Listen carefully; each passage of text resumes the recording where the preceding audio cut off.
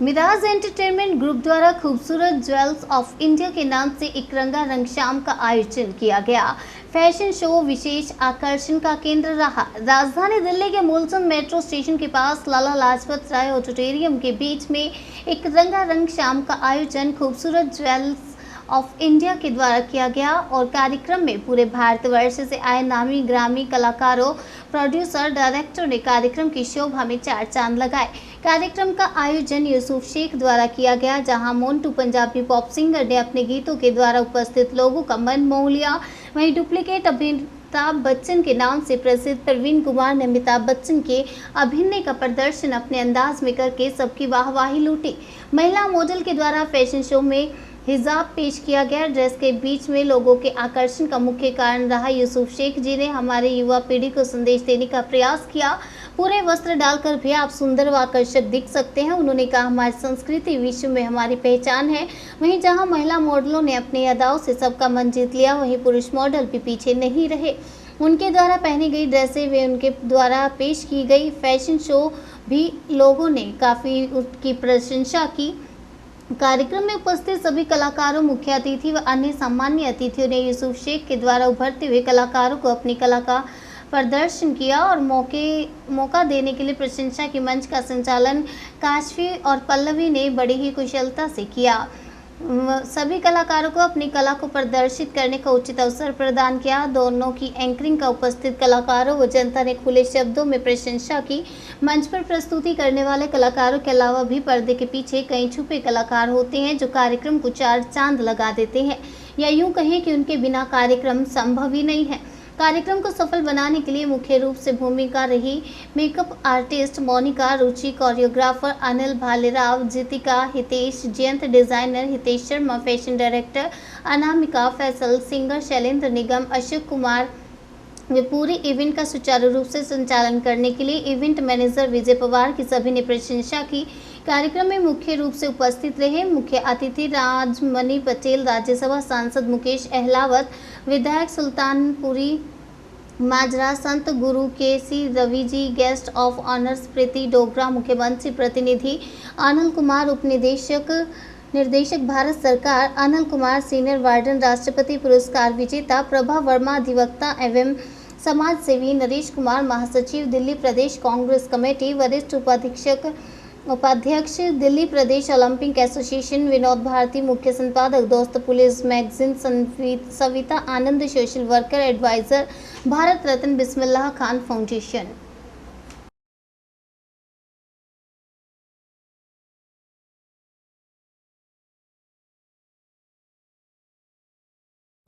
नमस्कार, मैं हरिंदर कौशल, आप देख रहे हैं मोरधरन 24 न्यूज़। अभी हम दिल्ली में मूलचंद मेट्रो स्टेशन के पास लाजपत ऑडिटोरियम के बीच में मौजूद हैं। आज हमारे साथ हैं संत गुरु केसी रवि जी।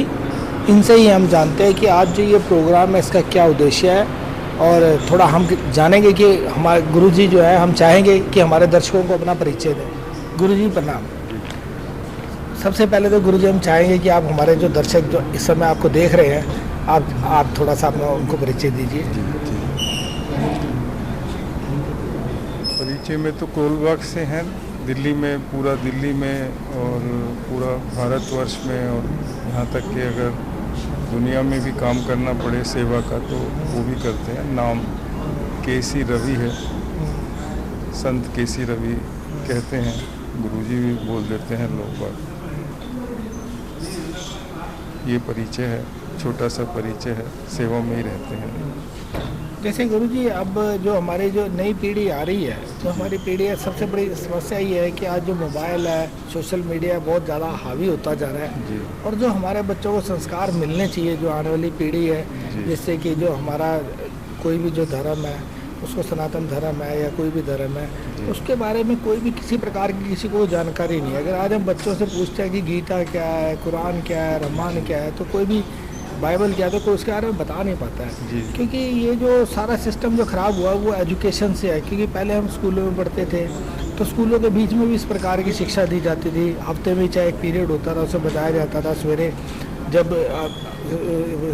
जब असेंबली होती थी तो उसके बीच में भी देशभक्ति के या धार्मिक जो है ऐसे प्रेयर की जाती थी, लेकिन आजकल ये सब कुछ बंद कर दिया गया। तो आप क्या संदेश देना चाहते हैं कि नई पीढ़ी को कैसे हम जागृत करें? इसमें तो यही निवेदन है कि जिस तरफ हम जा रहे हैं वो थोड़ा भटकाव का ही रास्ता है और ज़्यादा संख्या जो है वो भटकाव के रास्ते पर है। और सच बात तो ये है कि उनको पता नहीं है कि हम लोग क्या कर रहे हैं, हम कैसे संस्कार जो है आहिस्ता आहिस्ता अपने में डाल रहे हैं। हम इतना क्रेज़ी हो गए हैं सुविधाओं को लेकर के, सुविधाओं के प्रति, साधनों के प्रति। हमारे सामने टारगेट गाड़ी रहती है, मोबाइल फ़ोन रहता है और घर रहता है, ज़्यादा से ज़्यादा अपने आप को सजाना संवारना रहता है। तो ये जो संस्कार जो हमारे को बचपन से पड़ जाते हैं और युवावस्था में होते होते और जब समझ आती है, समझ तो आती है कि ये रास्ता ठीक नहीं है, ये रास्ता गलत है, ये रास्ता सामाजिक नहीं है, ये रास्ता धार्मिक नहीं है, ये रास्ता पारिवारिक नहीं है, ये रास्ता। तो जब समझ आती है तो बहुत देर हो चुकी होती है। इन संस्कारों ने अपनी ज़मीन बहुत मजबूत हमारे मन में, अपने ही मन में कर ली होती है और वहाँ से इनको निकालना तो बहुत दूर, इनको हिलाना भी मुश्किल जो है नज़र आता है जब एक संस्कार बन जाता है ना। हाँ जी। शराब का तो ये बहुत बड़ी बात है। ये लतें जो है शराब खाना, गुटखा, पान और ये खेल इत्यादि या गेम इत्यादि में जो है वो ये आदतें पड़ जाना। हम ये कह रहे हैं चाय की अगर आपको लत पड़ेगी तो चाय की लत आपको नहीं छूटती, जबकि डॉक्टर कहता है चाय नहीं पियो तो वो नहीं छूटती। हाँ जी।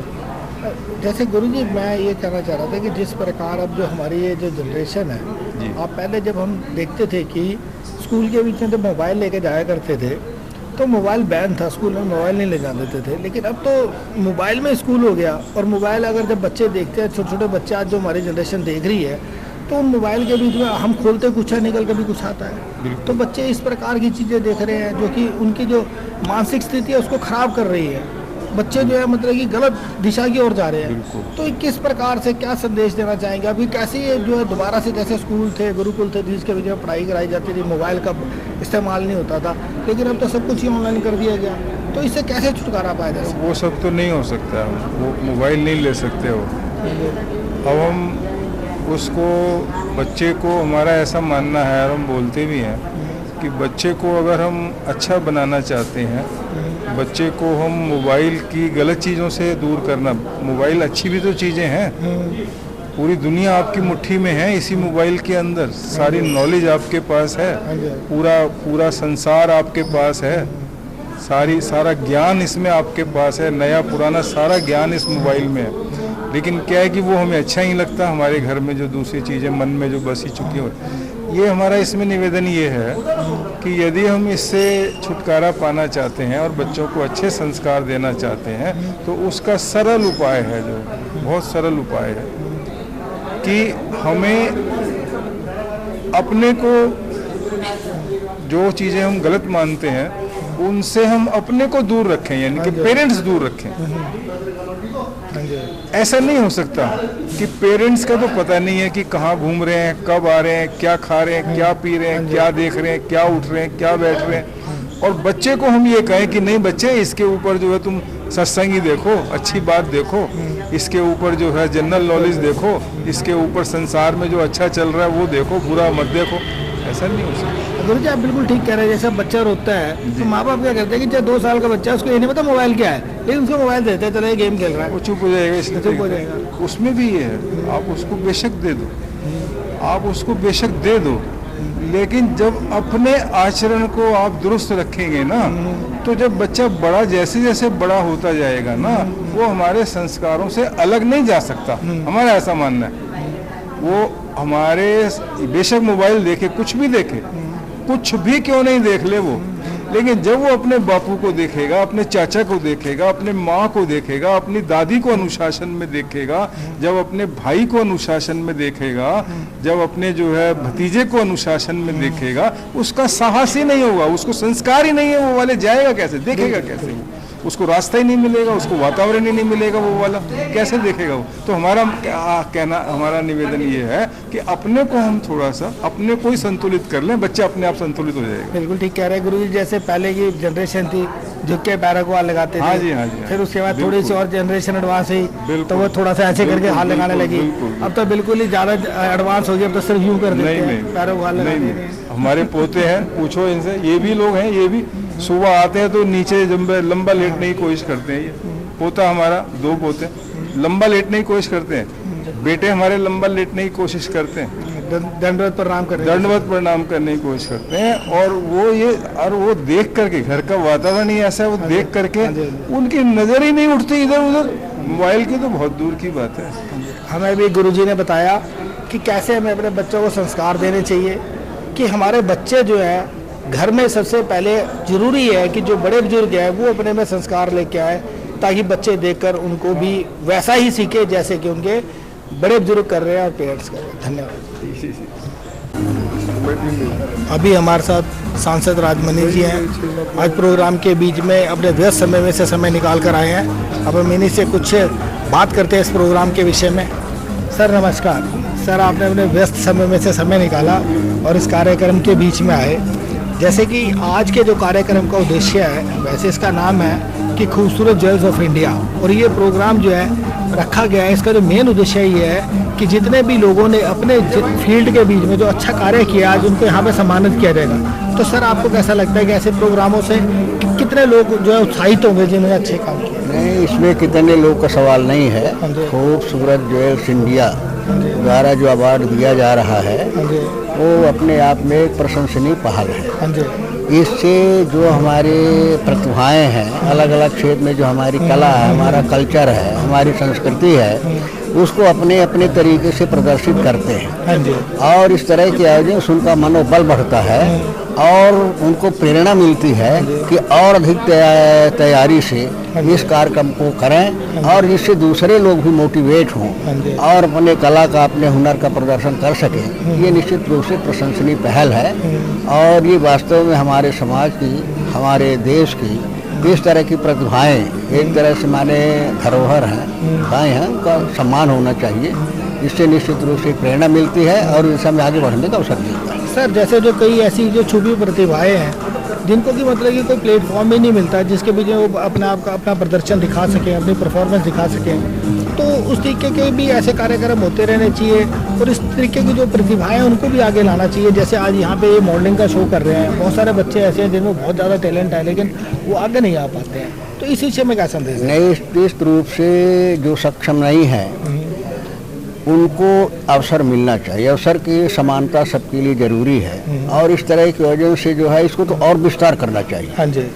और स्थानों में इसका विस्तार करना चाहिए ताकि अधिक से अधिक हमारी जो प्रतिभाएं छिपी हुई हैं, दूर दराज इलाके में रहती हैं, उनको भी इस तरह के कार्यक्रमों का अवसर मिल सके, फायदा मिल सके। ये निश्चित रूप से करना चाहिए और बहुत अच्छा प्रयास। तो सर, जैसे जो अभी तो ये लोग जो कर रहे हैं अपने स्तर के ऊपर ये कार्यक्रम करते हैं, तो आपका क्या संदेश है कि सरकार को भी इस प्रकार के कार्यक्रम करने चाहिए? जैसे गांव देहात है, यहाँ वहाँ पे इतनी बड़ी फैसिलिटीज़ नहीं है, वहाँ पे ऑडिटोरियम नहीं है जहाँ पे जाके इस प्रकार के कार्यक्रम किए जा सकें, तो क्या कहना चाहिए? नहीं, सरकार भर का मतलब नहीं है इसमें। तो वास्तव में सरकार के जो हमारी संस्थाएं हैं, जो हमारे NGOs हैं, जो हमारी इस तरह की समितियां हैं, जो इस तरह का प्रयास कर रही हैं, उनको सरकार अगर प्रोत्साहित करे, उनको अगर सरकार मदद करे, अगर उनको सरकार कुछ सहायता करे, तो उनका और मनोबल बढ़ेगा और उनका क्षेत्र का दायरा बढ़ेगा, तो निश्चित रूप से अधिक लोगों को फायदा होगा। सरकार को उसमें भागीदारी करना चाहिए निश्चित रूप से। अभी देखिए, हमें सांसद जी ने बहुत अच्छे तरीके से बताया कि किस प्रकार हम छुपी हुई प्रतिभाओं को आगे ला सकते हैं, किस प्रकार हम जो लोग इस क्षेत्र के बीच में काम करना चाहते हैं, यदि हम उनको सम्मानित करेंगे और जगह जगह पर जैसे गांव देहात में जाकर भी अगर इस प्रकार के कार्यक्रम किए जा सके तो लोगों का मनोबल बढ़ेगा और छुपी हुई प्रतिभाएं आगे आएंगी। नरेश शर्मा जी, जैसे जो अभी सांसद जी ने हमें बताया कि किस प्रकार से जो छुपी हुई प्रतिभाएं हम इनको आगे ला सकते हैं। जैसे अब हमारे युवा हैं, अगर हम देखें कि जैसे पहले जो माँ बाप थे उनको ये परेशानी होती थी कि बच्चे बाहर खेलने चले जाते थे तो माँ बाप पकड़ के लाते थे, यार सुबह पूरा दिन हो गया आप बाहर नहीं निकले। लेकिन अब जो समय बदल रहा है, अब जो बच्चे मोबाइल पे लगे रहते हैं, बाहर निकलते नहीं है, खेलने के लिए जाते नहीं है। अब माँ बाप को उल्टा कहना पड़ता है कि आप जहाँ पे बाहर जाके कुछ खेल के मोबाइल रख दे। तो इसके बारे में आप क्या कहना चाहेंगे? देखिए, समय का अब जो चेंज है, जनरेशन गैप भी कह सकते हो। पहले कुछ गेम्स होती थी, अब ये मोबाइल ने आके कुछ लोगों को, बच्चों को निकम्मा कर दिया है। ना उनका पढ़ाई की तरफ ध्यान जाता है ना कुछ। और बीच में देखिए कपिल शर्मा और ये दूसरे हरभजन जी जो ऐड कर रहे हैं कि उससे पैसा कमाते हैं, वो उसको कम से कम बैन करना चाहिए भारत सरकार को, क्योंकि ये बच्चों को जुए की लत पड़ती है। सर, आपने बहुत अच्छी बात की कि जैसे आप ये देखो कि एक तरफ तो हम लोग बच्चों को सिखाते हैं कि गलत आदतों की तरफ ना जाए, दूसरा जो टीवी के ऊपर हमारे बड़े बड़े कलाकार हैं जो इस चीज़ को प्रमोट कर रहे हैं, आपका बिल्कुल ठीक कहना है कि इसको बैन करना चाहिए। नहीं तो अदरवाइज जैसे जो अब आप देखते हैं कि दूसरे देश जो हैं हर एक खेल के बीच में, चाहे एशियन गेम हो, चाहे कॉमनवेल्थ हो, चाहे ओलंपिक्स हो, गोल्ड मेडल जीतते हैं, लेकिन भारत अभी इस समय बहुत पीछे है। क्या संदेश देना चाहेंगे आप कि जैसे जगह जगह पर जैसे सरकार की तरफ से भी स्कूलों के बीच में इस तरीके के कार्यक्रम चलाने चाहिए ताकि जो ज़्यादा से ज़्यादा बच्चे खेलों की तरफ ध्यान दे सकें? देखिए, राजीव गांधी जी की बात करें, इंदिरा जी की बात करें या आज मोदी जी की बात करें, सभी लोग ये चाहते हैं कि 140 करोड़ हम वर्ल्ड रिकॉर्ड तो बना चुके हैं कि सबसे ज़्यादा पॉपुलेशन है, परंतु हमारी गवर्नमेंटें, चाहे वो स्टेट की गवर्नमेंटें हो चाहे सेंट्रल गवर्नमेंटें जो हो, वो अपना दायित्व निभा रही है। कहीं ना कहीं कमी हमारे में है। पंचायत लेवल पे भी अगर स्पोर्ट्स में कोई बच्चा आता है तो उसको प्रोत्साहन की राशि भी दी जाती है, उसको डाइट भी दी जाती है। चाहे आज निखिल चोपड़ा जी हो, वो भी एक गांव पानीपत छोटे से गांव से निकल के आया। लिम्बा राम जी की बात करें, उस टाइम राजीव गांधी जी ने ऐसे खेल शुरू किए थे। मैं भी करोलबाग में रहता हूँ और दिल्ली ओलंपिक से और इंडियन ओलंपिक से हूँ, तो उस टाइम वो लिम्बा राम जी और सबको जंगलों से निकाल के लाए थे। तो उस टाइम ऐसा है, उन्होंने एक महोत्सव मनाया था कि हमारे दिल्ली में और सब जगह वो लोग गए और अमेरिका तक में वो लेके गए राजीव गांधी जी। और आज भी ऐसा ही है कि एक सर्पदा पैदा हो चुकी है, चाहे वो इलेक्ट्रॉनिक मीडिया हो चाहे वो प्रिंट मीडिया हो, ऐसी प्रतिभाओं को निकाल के लाते हैं। तो हम तो शुक्रगुजार हैं कि आज 21वीं सदी में हिंदुस्तान का नाम हर तरफ मेडलों की आज झड़ी लगी हुई। कोई भी गेम देखिए आज, चाहे वो हमारे पिंकी कंचोटी जहाँ मैं रहता हूँ, वो छोटे से परिवार से है, चाहे वो निखिल चोपड़ा, बहुत सारे ऐसे प्लेयर हैं जो कि छोटे छोटे परिवारों से निकल गए हैं, छोटे छोटे अभ्यास करते हैं। आज हमारे पास स्टेडियम भी है, आज हमारे पास कोचेज भी हैं। आज हमारे को विदेश से कोई भी किसी की जरूरत नहीं पड़ती कि हमें विदेशी कोच लाने पड़े। आज हम छत्तीसगढ़ की बात करें तो उन्होंने जो लोकल गेम, चाहे वो कंचा है, लट्टू है, गुल्ली डंडा है, ऐसी गेमें जो दोबारा शुरू की हैं, वो बधाई के पात्र है हमारे वहाँ के मुख्यमंत्री साहब, बघेल साहब। और भी हमारे भारत सरकार भी पूरा प्रोत्साहन दे रही है, पूरी राशि दे रही है। तो इससे प्रतिभाएं निकल के आ रही हैं। जैसे अब ये कार्यक्रम है, ये एक NGO कर रही है। इसी प्रकार मोहल्लों में हमारे MLA लोग, चाहे किसी पार्टी के हो, सब लोग बच्चों को प्रोत्साहित करते हैं। स्कूल लेकर, प्राइमरी लेवल से लेके जो है और हायर एजुकेशन तक, जो यूनिवर्सिटी तक, अब हर चीज़ बच्चों के लिए प्रोवाइड की जाती है।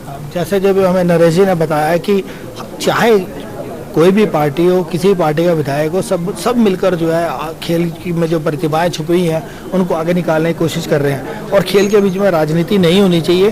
खेल में जो खिलाड़ी है, खिलाड़ी किसी का भी नहीं होता, चाहे वो खिलाड़ी ना तो किसी पार्टी का होता है, ना किसी धर्म का होता है, ना किसी जाति का होता है। खिलाड़ी खिलाड़ी होता है। सर, आप क्या संदेश देना चाहेंगे जो आने वाली जनरेशन है उसको इसके विषय में, जैसे जो बहुत ज़्यादा इस समय चल रहा है जातिवादी को लेकर, इसको लेकर चल रहा है, क्या संदेश देना चाहेंगे? खिलाड़ी खिलाड़ी है, खिलाड़ी को खिलाड़ी की भावना से खेलना चाहिए।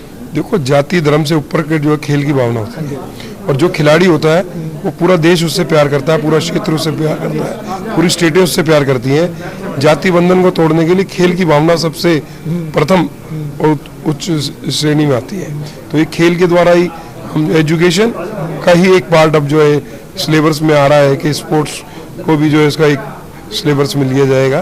तो उससे हमारी जाति बंधन ये खत्म होगा। एजुकेशन और स्पोर्ट्स के माध्यम से इसको हम खत्म कर सकते हैं। और काफ़ी 99% तो हो चुकी है। 1% जो कट्टरवादी लोग हैं वो तो पूरी दुनिया में मिल जाते हैं, तो उनका तो तोड़ कोई नहीं। उनसे का तो बच्चे और स्पोर्ट्स और एजुकेशन ही इसका जवाब है, दूसरी कोई चीज़ नहीं है। धन्यवाद सर।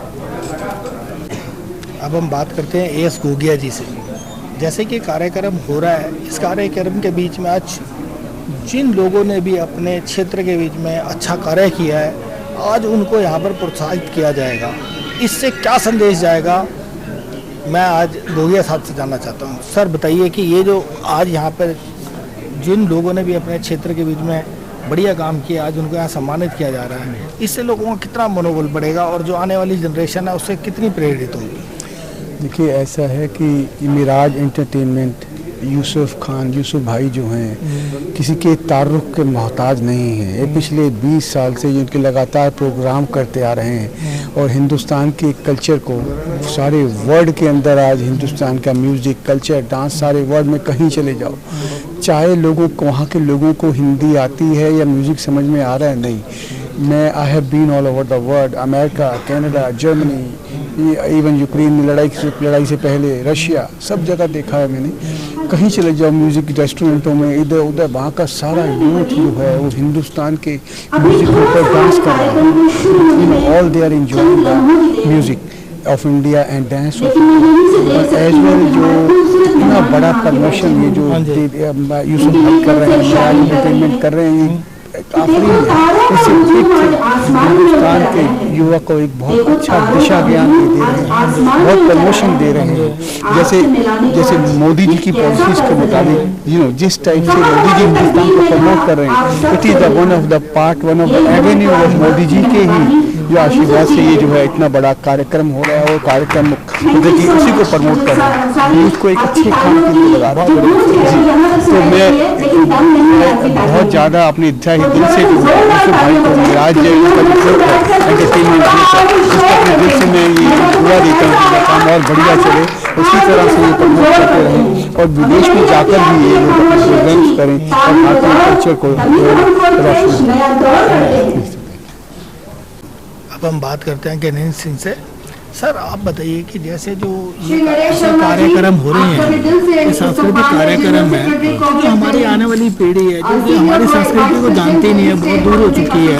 चाहे आप कह लो कि वेस्टर्न कल्चर ऐसा आ गया, मोबाइल के बीच में इस प्रकार के कार्यक्रम चलते हैं, हमारी संस्कृति के बारे में कहीं पर भी कुछ भी ऐसा बताया नहीं जाता है। जैसे पहले हम स्कूलों में देखते थे, स्कूलों के बीच में प्रेयर होती थी, वहाँ पर कुछ धार्मिक शिक्षा दी जाती थी, इस प्रकार की व्यवस्था नहीं है।